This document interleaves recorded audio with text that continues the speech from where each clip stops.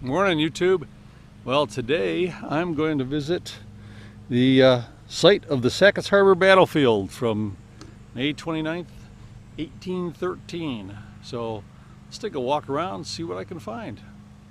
But before we get started, I mentioned that I think I finally figured out how to eliminate the problem I had with wind noise on a lot of my early videos.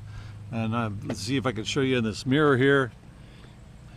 Basically, I put this little foam noise deadening thing over the microphone, held down with a rubber band.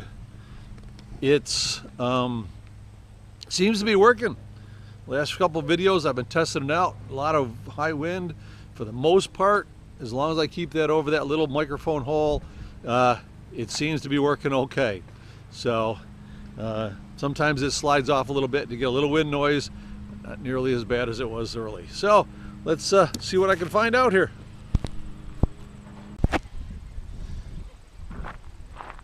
With Fort Tompkins here on the point, commanding the entrance to the harbor, which is over there off of this large bay. This bay is off of Lake Ontario. It's near the entrance to the St. Lawrence River, and that guns on that fort were able to command the entrance to the harbor, but they also were able to swivel around and fire inland. And where I am now is where the barracks stood, and which is a scene of the heaviest fighting hand to hand. The reason the British came here, the Americans were building a fleet. Lake Ontario was a major battle area around on the northern shore, because Canada, of course, is right across the lake, very close at this point.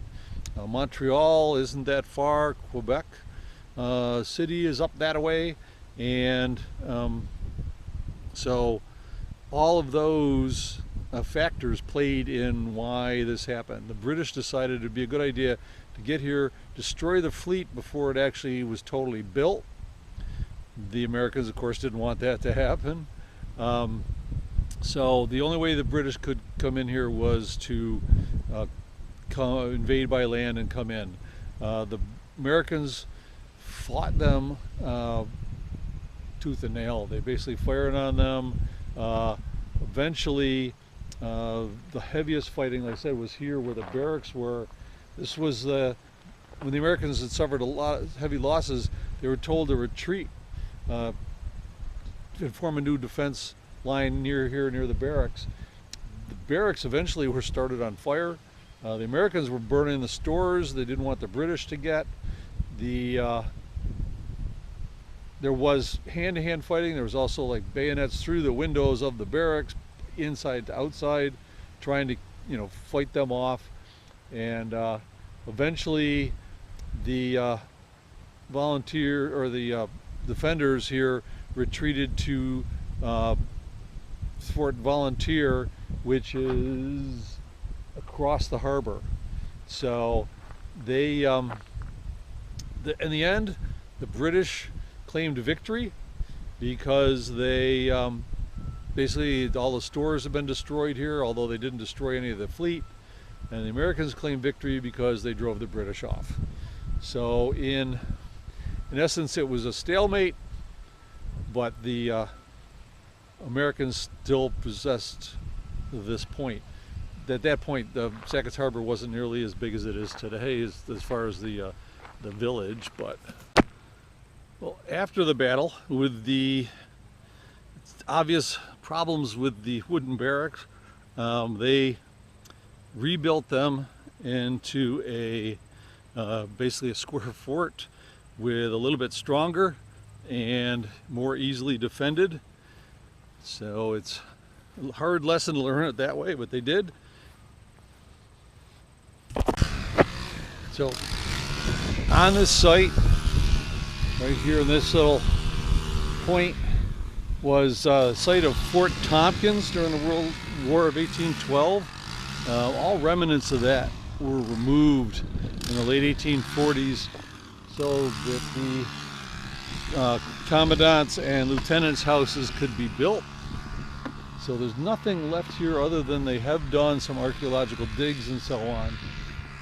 Obviously, the hedge along the edge here was not there back in the...